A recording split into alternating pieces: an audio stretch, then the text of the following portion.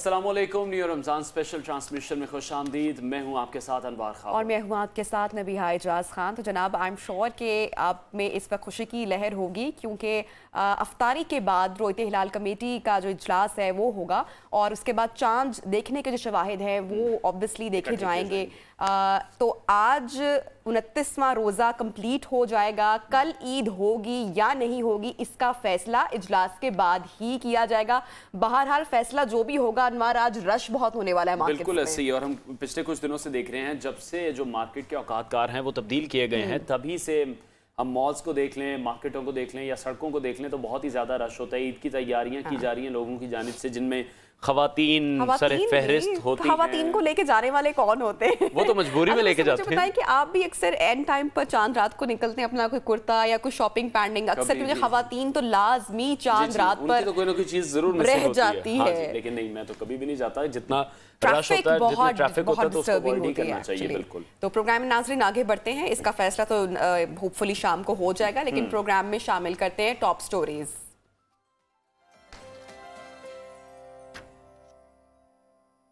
सियासी जमातें मकामी हुकूमतों से एलर्जिक क्यों? माहीगीर के बेटे ने पाकिस्तान का नाम आलमी सतह पर रोशन कर दिया। खाने पीने में एतदाल की रूटीन को रमजान के बाद भी कैसे जारी रखा जाए? रमजान अलविदा और बीफ निहारी का मजेदार पकवान भी होगा आज के शो का हिस्सा। और सबसे पहले हम बात करेंगे जमहूरी निज़ाम से मुतालिक, जहां बल्दियाती नुमाइंदा रीढ़ की हड्डी की हैसियत भी रखता है और इसी के जरिए अवामी मसाइल का जो फौरी और पायदार हल है वो मुमकिन होता है। जमहूरी मुआशरे के लिए बल्दियाती निज़ाम इंतहाई अहम होता है क्योंकि जो बल्दियाती नुमाइंदे हैं यही वो लोग होते हैं जो अवाम के बहुत करीब होते हैं, अवाम के मसाइल को आसानी से समझ सकते हैं, आसानी से सॉर्ट आउट कर सकते हैं और आसानी तक इन तमाम मामलात को जो कौमी सूबाई असम्बली के हमारे मेंबरान हैं उन तक पहुंचा सकते हैं, क्योंकि जो कौमी सूबाई असम्बलीज़ के मेंबर्स हैं वो एक बहुत बड़ा हल्का होता है। बिल्कुल ऐसे ही अनवार, और पूरे हल्के के लोगों के मसाइल नहीं सुन पाते हैं। फिर देखा जाए तो मुंतखब बल्दियाती इदारों की गैर मौजूदगी में अब तक की तमाम सियासी जमातों ने हमेशा अपने अदवार में बल्दियाती इंतखाबात से गुरेज की है और फिर सरकारी एडमिनिस्ट्रेटर बल्दियाती इदारों पर मुसल्लत करने को भी तरजीह दी है और बल्दियाती इंतखाबात नहीं होने दिए। फिर सियासी हुकूमतें सिर्फ कौमी और सूबाई असम्बलों के जो इंतखाबात होते हैं उन्हीं को अनवार हमेशा हमने देखा है कि जमहूरियत करार देते हैं, लेकिन जो अवाम के मसले होते हैं वो वहीं के वहीं मौजूद रहते हैं। क्योंकि कौमी असम्बली का जो है वो मुल्क का वज़ीर आज़म और सूबाई असम्बली अपने सूबों के वज़राए आला मुंतखब करती हैं, जबकि बल्दियाती जो मुंतखब नुमाइंदे हैं वो वफाकी और सूबाई हुकूमतों की तश्कील में इनका तो कोई अमल दखल नहीं होता। मुंतखब बल्दियाती सरबराहों के जो इख्तियारात हैं वो वज़राए आला ने सल्ब कर रखे हैं, जिसके खिलाफ सालों ही फैसले नहीं होते और वो जो तमाम मुकदमात हैं वो भी इल्तबा का शिकार रहते हैं। इसी पर हम बात करेंगे कि बल्दियाती निज़ाम की क्या इंपॉर्टेंस है, इलेक्ट क्यों किया जाता है। सीनियर एनालिस्ट सलमान आबिद ने हमें ज्वाइन किया है कि जो मकामी हुकूमतें हैं उस हवाले से आज हम बात करेंगे। जमहूरियत की ये बुनियाद होती हैं, लेकिन हम ये देख रहे हैं कि जो तमाम सियासी जमातें हैं वो इस तरफ नहीं आती, उनका रुझान नहीं है। आप क्या समझते हैं, उसकी क्या वजह है? देखिए, पहली बात तो ये समझनी पड़ेगी कि जो 73 का कॉन्स्टिट्यूशन है उसमें हमारे पास 3 टियर ऑफ गवर्नमेंट है, federal government, provincial government and district government जी। अब हो ये रहा है, जैसे आपने खुद अपने इंट्रो में कहा कि हमारे यहाँ provincial governments and federal governments तो हैं, लेकिन लोकल गवर्नमेंट्स जो है वो मिसिंग है in absence of local government. ये जो डेमोक्रेसी है जिसमें आज हम खड़े हुए हैं, कैसी भी है, ये इनकम्प्लीट डेमोक्रेसी है, क्योंकि आपके पास फेडरल गवर्नमेंट है, प्रोविंशियल गवर्नमेंट है, आपके पास डिस्ट्रिक्ट गवर्नमेंट नहीं है। इसका मतलब है जमहूरियत का जो निज़ाम है वो पूरा नहीं है। 73 का कॉन्स्टिट्यूशन जो है आर्टिकल 140A ये इंश्योर करता है, पाबंद करता है तमाम सूबाई हुकूमतों को कि वो अपने अपने सूबों में एक लोकल गवर्नमेंट के इलेक्शन भी करवाएंगी, उनको सियासी बुनियादों पर, उनको इंतज़ामी बुनियादों पर, उनको माली बुनियादों पर खुद मुख्तारी भी देंगे। और साथ साथ ये भी कहा कि ये इख्तियारात जो हैं ये अवाम के मुंतखब नुमाइंदे यानी लोकल गवर्नमेंट के रिप्रेजेंटेटिव को मिलना चाहिए, ब्यूरोक्रेसी को नहीं।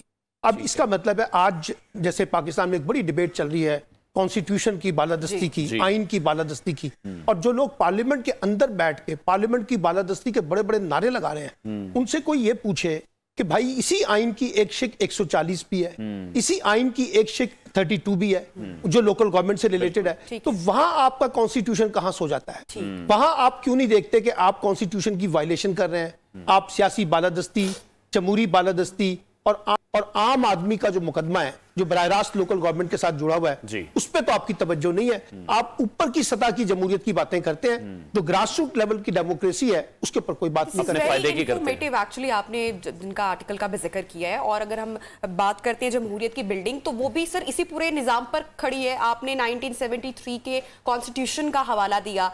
अब जब हमारे पास पूरा पॉलिटिकल स्ट्रक्चर मौजूद है, पूरा निजाम मौजूद है, उस पर फिर उस तरह से इम्प्लीमेंटेशन हम करना नहीं चाहते, क्या रीजंस है? क्योंकि जमहूरियत तो एट द एंड फिर मुल्क की कमजोर हुई ना। नहीं देखिए, हम करना नहीं चाहते ना, करना नहीं चाहते। सिस्टम तो मौजूद है, लॉ तो मौजूद है, कॉन्स्टिट्यूशन तो मौजूद है, अब करना क्यों नहीं चाहते? उसकी एक बड़ी वजह यह है कि हम समझते हैं कि जो लोकल गवर्नमेंट के इदारे हैं वो हमारे लिए खतरा है।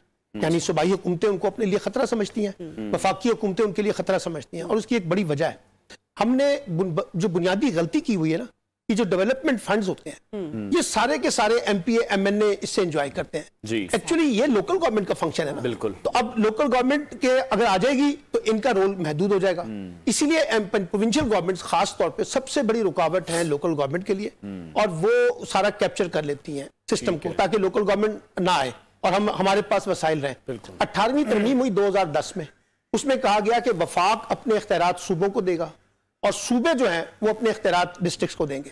अब वफाक ने तो अपने इख्तियारात दे दिए अपना सूबों को, अब सूबे जो हैं वो नीचे इख्तियारात देने के लिए तैयार नहीं है। अब आप अंदाजा लगाइए, एक जमाने में डिबेट थी कि वफाक हमारे सूबे लगाते थे कि वफाक हमारे ऊपर कब्जा करके बैठा हुआ है। अब डिबेट ये हो रही है, डिस्ट्रिक्ट्स कह रहे हैं कि सूबे हमारे ऊपर कब्जा करके बैठे हुए हैं, क्योंकि सूबे जो हैं वो हमें इख्तियारात देने के लिए तैयार नहीं है। और ये भी याद रखिए, हमारे यहाँ जब लोकल गवर्नमेंट के इलेक्शंस होते हैं वो सूबाई हुकूमतें या सियासी जमातें नहीं करवाती, बल्कि सुप्रीम कोर्ट के फैसलों की बुनियाद पे, हाई कोर्ट के फैसलों की बुनियाद पे इलेक्शन होते हैं। अदरवाइज ये शायद अगर वो अदालतें बीच में मुदाखलत ना करें तो ये लोकल गवर्नमेंट के इलेक्शन भी ना कराएं। अच्छा, फिर इलेक्शन करवाते हैं तो फिर क्या करते हैं, हाथ पैर बांध देते हैं लोकल गवर्नमेंट के, जबानें उनकी बंद कर देते हैं, पैसे सारे के सारे प्रोविंशियल गवर्नमेंट खुद खर्च करना शुरू कर देती है, और डिस्ट्रिक्ट गवर्नमेंट के पास फिर कुछ नहीं बचता। हालांकि दुनिया में जहां जहां डेमोक्रेसी स्ट्रांग हुई है उन्होंने एक ही बुनियादी असूल अपनाया है, मोर डिसेंट्रलाइजेशन, ज्यादा से ज्यादा इख्तियारात निचली सतह पे ट्रांसफर करें ताकि वो ज्यादा गवर्नेंस के इश्यूज को। अब देखिए ना, प्राइम मिनिस्टर जाके आटा बांट रहा है, चीफ मिनिस्टर आटा बांट रहा है, ये उनका काम नहीं है। हमने उनके लिए उनको इसलिए मुंतखब नहीं किया कि वो आटा दे के आए, ये काम तो डिस्ट्रिक्ट मैनेजमेंट के थे ना, डिस्ट्रिक्ट रिप्रेजेंटेटिव के थे। आपको याद है जनरल मुशर्रफ के दौर में जब डिस्ट्रिक्ट नाज़िम का सिस्टम था, तो ये उनके काम है। तो जिनके काम है उनको करने दें। अगर हम वही काम करना शुरू कर दें जो नीचे वालों के हैं, तो फिर ना निचला सिस्टम चलेगा ना ऊपर वाला सिस्टम चलेगा। बिल्कुल, जिस दौर की अभी आपने बात की है परवेज मुशर्रफ साहब के, उसी दौर में हमने देखा कि जो गली मोहल्ले की जो सड़कें हैं वो बनी थी, स्ट्रीट लाइट्स लगी थी, उसके बाद से तो कोई काम हुआ ही नहीं है। हमने देखा कि जब इख्तियारात निचली सतह पर मुंतकिल हुए तो उसके समरात हमें मिले। अब अगर एमएनए एमपीएस की हम बात करें, उनके इलाके इतने वसी हैं, वो तो किसी का मसला जानने के लिए ना उनके पास वक्त होता है ना वो जान सकते हैं। आपने बड़ी इंपॉर्टेंट बात की है, 2.5 लाख से 3 लाख की आबादी पर एक एमपी है जी, और 3 लाख से 5 लाख की आबादी पर एक एमएनए है। अब आप मुझे बताइए, ये जो लोकल गवर्नमेंट होती है, ये मौजूदा पंजाब का जो मौजूदा सिस्टम है उसमें 15,000 अफराद के ऊपर एक यूनियन काउंसिल है जी। तो अब देखिए उनकी एक्सेस कितनी आसान हो जाएगी अगर आप उनको ज्यादा से ज्यादा माली खुद मुख्तारी दे दें, इंतजामी खुद मुख्तारी दे दें, तो वो लोकल इश्यूज खुद रिजॉल्व कर लें।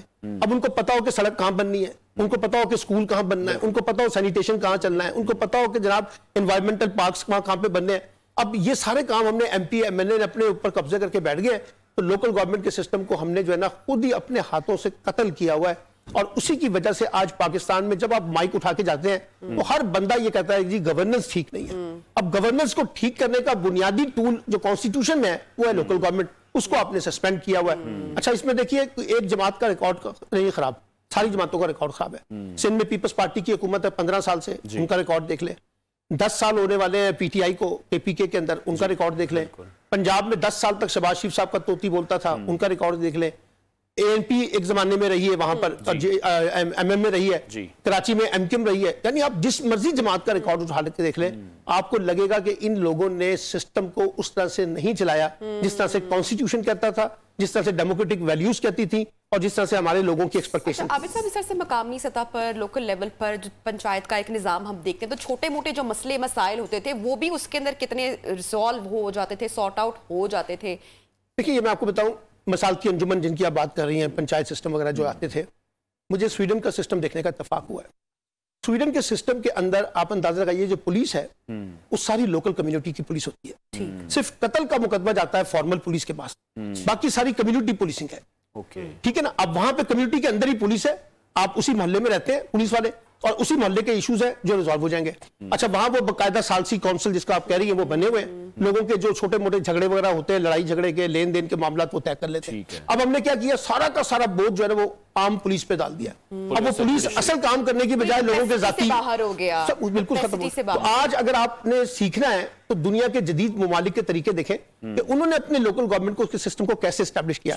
आप बरतानिया में जाएं, वहां किसी से पूछें कि आपका मिनिस्टर ऑफ एजुकेशन कौन है, आपको कोई बंदा नहीं बताएगा। लेकिन आप उससे वहां से पूछे जाके कि उनकी काउंटी का सरबराह कौन है, तो फट बताएंगे कि मिस्टर पीटर है, मिस्टर डेविड है, मिस्टर जॉन है। क्यों? उनके रोजमर्रा के मामलात जो हैं वो उनके साथ जुड़े हुए हैं। तो इसलिए हमें दुनिया से सीखना चाहिए। पाकिस्तान कोई अनोखा मुल्क नहीं है दुनिया में, ग्लोबल पॉलिटिक्स है ना।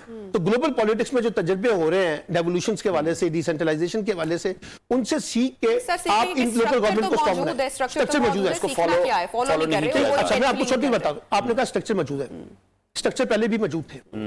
शहबाज शरीफ साहब जिस वक्त चीफ मिनिस्टर थे, उन्होंने आके कंपनियां बना दी, उन्होंने अथॉरिटियां बना दी, यानी पहले से मौजूद सिस्टम के मुकाबले में पैरेलल सिस्टम बनाना शुरू कर देते हैं, तो वो और ज्यादा खराबियां पैदा कर देता है। इसलिए कि आपका बिलीव लोकल गवर्नमेंट के ऊपर नहीं है, आप एक ब्यूरोक्रेसी के ऊपर रख के ना सिस्टम चलाने की कोशिश करते हैं। अवाम के मुंतखब नुमाइंदों को आप इज्जत देने के लिए तैयार नहीं है। लेकिन जिस तरह से आप कह रहे हैं आईनो कानून में भी ये तमाम चीज़ें मौजूद हैं कि जो इख्तियारात हैं वो हमारे पास होने चाहिए, लोकल बॉडीज़ के पास होने चाहिए, लेकिन अगर जो फिर आइन से इनहराफ कर रहा है उस पर कोई अकाउंटेबिलिटी नहीं है। देखिए, कुछ उसमें लकूनास भी हैं। मसला मिसाल के तौर पे जैसे कौमी असम्बली और सूबाई असम्बली तहलील होती है ना, तो 90 डेज के अंदर अंदर इलेक्शन होने होते हैं, जो आज डिबेट चल रही है। लेकिन लोकल गवर्नमेंट जब सस्पेंड हो जाती है या लोकल गवर्नमेंट को कोई तहलील कर देता है तो 9 बरस तक इंतखाबात नहीं होते। तो एक तो हमें कॉन्स्टिट्यूशनल अमेंडमेंट करनी है कि जी इसके अंदर आर्टिकल 140A के साथ आर्टिकल 140B डालें कि जैसे ही लोकल गवर्नमेंट खत्म हो जाए तो विद इन 90 डेज या विद इन 120 डेज इसके अंदर इलेक्शन होना चाहिए। एक, या इसको कौमी असम्बली और सूबाई असम्बली के इलेक्शन के साथ जोड़ दिया जाए।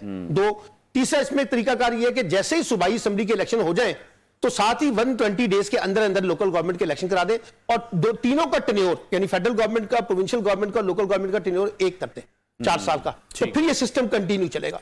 अभी इसमें कुछ लकूनाज है, जो कॉन्स्टिट्यूशनल इसमें कुछ काम बाकी है जो हम बात करते रहते हैं, उसके अंदर अमेंडमेंट करने की जरूरत है। 18वीं तरमीम में ये हो जाना चाहिए था, अनफॉर्चुनेटली वहां नहीं हुआ। अब हर मामले में जाके ना हमें कोर्टों का दरवाजा खटखटाना पड़ता है, और कोर्ट फिर किसी वक्त फैसला दे देते हैं, कभी डिले कर देते हैं, कभी जल्दी करते हैं, कभी नहीं देते हैं, और कई साल से पेंडिंग पड़े रहते हैं, फिर फैसले आ जाते हैं हक में, फिर प्रोविंशियल गवर्नमेंट कोई ना कोई उसमें रुकावट पैदा कर देती है। तो एक रबर स्टैंप के तौर पे ना हमने वो बकायदा पपेट के तौर पे पोटेंशियल है, जो कैपेसिटी है फर्द की, वो भी तो इसमें आप देखेंगे कितनी उभर कर सामने आती नजर आती है। वरना वही हम देखते हैं कि जो पुरानी सियासत का एक तर्ज या पुराने जो लोग हैं वही है, मकामी स्तर पर तो बड़ी कैपेसिटी नजर आती है। देखिए, नई लीडरशिप कहां से क्रिएट करेंगे आप? जो नई लीडरशिप है, जैसे आपने शुरू में कहा, ये डेमोक्रेटिक नर्सरियां हैं। यहां से लोग एक्सपीरियंस लेके ना वो फिर प्रोविंशियल में जाते हैं, प्रोविंशियल से फिर फेडरल गवर्नमेंट में जाते हैं, फिर वहां से सेनेट में भी जाते हैं। तो ये तो एक बेसिक नर्सरियां है ना। अब आपने नर्सरियां काटी हुई हैं, नर्सरी जड़ें काटी हुई हैं, और तवक्को ये कर रहे हैं कि दरख्त जो है वो बड़े फल फूल जाए। वो दरख्त कहां फूल रहे हैं? आज आप देख लें पार्लियामेंट किस किस्म की बिहेव कर रही है, चंद खानदानों के ऊपर बैठे हुए इस वक्त पार्लियामेंट का निजाम में हमारा।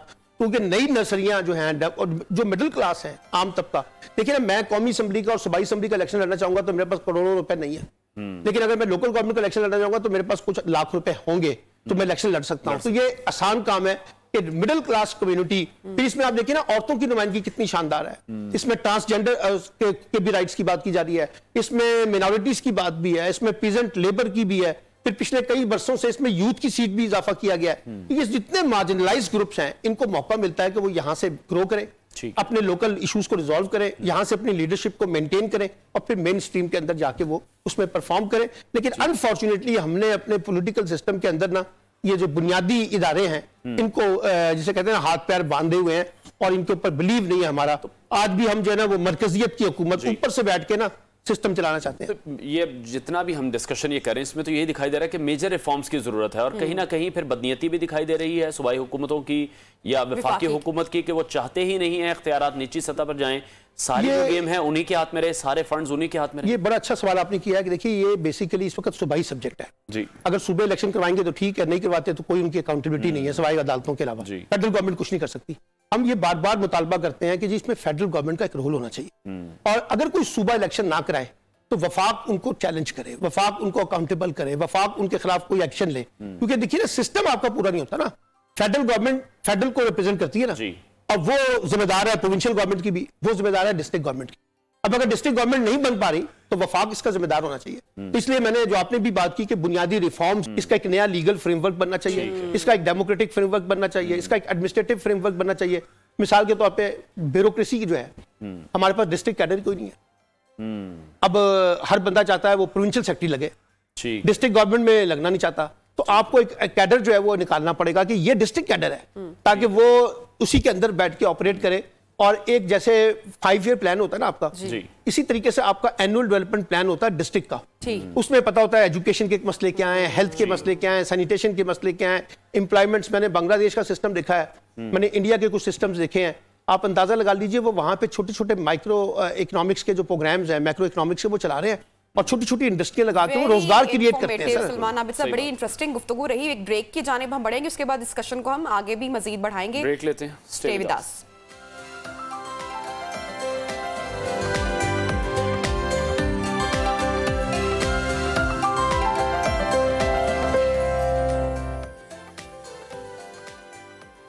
Welcome back. और अब आपको बताएं कि वर्ल्ड स्कॉलर्स कप एक बैनुल अक़वामी तालीमी मुकाबला है जो कि हर साल दुनिया भर से हज़ारों नौजवानों को अपनी तरफ मुतवज्जे करता है।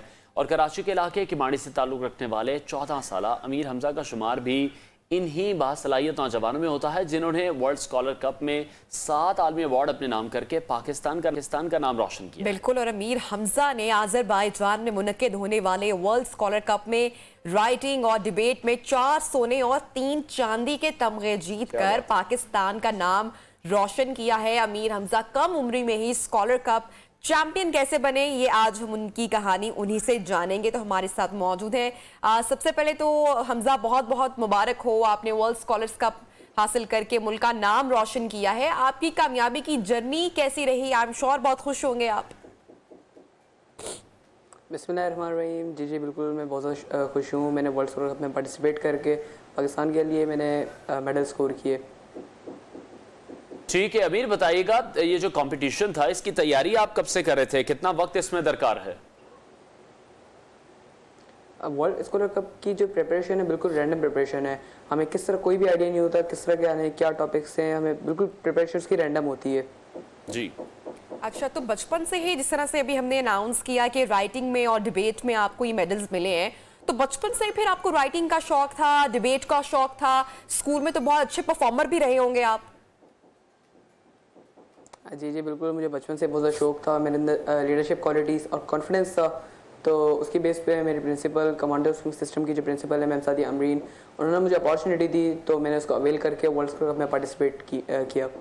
ठीक है, तो अभी आपकी एज कितनी है? मैं अभी 14 साल का हूँ। अच्छा, अभी आप 14 साल के हैं और मतलब अब ये आपका फ्यूचर प्लान्स में भी यही शामिल है कि इस तरह के जो कंपटीशन हैं वो बाहर के ममालिक में जाकर आपने उनमें कम्पीट करना है, पाकिस्तान का मजीद नाम रोशन करना है। फ्यूचर प्लान्स क्या हैं? जी बिल्कुल, अभी इसके ग्लोबल राउंड भी होने वाले हैं जो कि अभी यूके में है, कतर दोहा राउंड, बैंकॉक थाईलैंड राउंड। इन तीनों मेरे पास अपॉर्चुनिटी है, मैं किसी में पार्ट ले सकता हूँ। और फिर इसका TOC tournament of champions, it will took place in USA for the Yale University. वो TOC टूर्नामेंट ऑफ चैंपियंस है तो वो लास्ट राउंड है, तो अल्हम्दुलिल्लाह उसमें पार्टिसिपेट करके पाकिस्तान का और नाम रोशन करूँगा। आई एम ग्लैड कि आपकी इतनी कम उम्र में जो अचीवमेंट है वो अभी से ही स्टार्ट होगी। अच्छा, ये जिनमें आपने मेडल्स जीते, कितने ममालिक से बच्चे यहाँ पर शिरकत कर रहे थे? ये दुबई ग्लोबल राउंड था 2022 में, उसके अंदर 1500 स्कॉलर थे from 30 countries of the world. वो मेरे लिए बहुत ज़्यादा टफ और चैलेंजिंग टास्क था अचीव करने के लिए, लेकिन मेरे वहाँ पर भाई मिस्टर उमैर पांजरी, उनके बहुत ज़्यादा सपोर्ट हासिल थी, उसकी बदौलत मैंने हासिल किए। और ये अज़रबैजान में जो उसका रीजनल राउंड था बाकू में, उसके अंदर वो रीजनल था तो उसके अंदर भी बहुत ज़्यादा बच्चों की तादाद थी, तो उसमें अल्हम्दुलिल्लाह मैंने 13 मेडल स्कोर किए। ठीक है हमजा, आपका ताल्लुक जो है माहिगीर कम्युनिटी से है, तो आपके जो वालिद हैं उन्होंने फिर बड़ी तवज्जो दी है आपकी तालीम पर, जो आप इतने ब्राइट स्टूडेंट निकले हैं? जी बिल्कुल, मेरे वालिदैन की, मेरे भाई की, मेरी सिस्टर की बहुत ज़्यादा मेहनत थी इस मामले में। वो मुझे सपोर्ट बहुत ज़्यादा करते थे और हर चीज़ के बारे में बताते भी थे, समझाते भी थे। तो इसके बदौलत मैंने हासिल की है। जो हमारे यहाँ पे उर्दू में कहते हैं फ़नी तालीम, हमारे माशरे में बहुत ज़्यादा कमी है। तो मैं अपने जो कमांडर स्कूल सिस्टम में मैम सादिया अमरीन के साथ कोऑर्डिनेट करके, FCS के साथ कोऑर्डिनेट करके हम इस तरह इंस्टीट्यूशन बनाना चाह रहे हैं जो स्किल्ड सिखाए। आगे ज़माना स्किल का ही है। और मैं गवर्नमेंट से एक छोटी सी रिक्वेस्ट ये भी करना चाहूँगा, हमारे इलाकों में जैसे कि माड़ी, पाकिस्तान के दीगर आइलैंड भी हो गए और बहुत सी पाकिस्तान की सिटीज़ में टैलेंट की कोई कमी नहीं है, लेकिन हम उनको इंस्टीट्यूशन प्रोवाइड करें, कोई जगह फराहम करें जिसकी बदौलत बहुत से टैलेंट उजागर हो सकते हैं। तो जिस तरह से इंटरनेशनल लेवल पर आपने कम्पीट किया है, उसका आपका एक्सपीरियंस कैसा रहा? कितना डिफरेंस देख रहे हैं आप वहाँ पर? वहाँ पे जैसे मैंने आपको बताया 30 कंट्रीज से और 1500 स्कॉलर थे, तो एक राउंड था मेरे लिए अचीव करना। ये मेरे भाई ने बहुत सपोर्ट किया और जो दूसरे मेरे पाकिस्तानी थे जो लाहौर से थे, इस्लामाबाद से थे आई गेस, तो वो एक ही चीज़ से थे। ठीक है, बहुत शुक्रिया। Aamir Hamza scholar cup champion हमारे साथ इन कॉन्वर्सेशन थे। और पाकिस्तान के लिए भी एक अच्छी बड़ी अचीवमेंट है कि बच्चे जो हैं इस तरह से पाकिस्तान के लिए पाकिस्तान का नाम रोशन कर रहे हैं। बिल्कुल, बहुत ही अच्छा लगा हमजा से मुलाकात करके। ब्रेक लेते हैं, ब्रेक के बाद आपको दोबारा ज्वाइन करेंगे। Stay with us.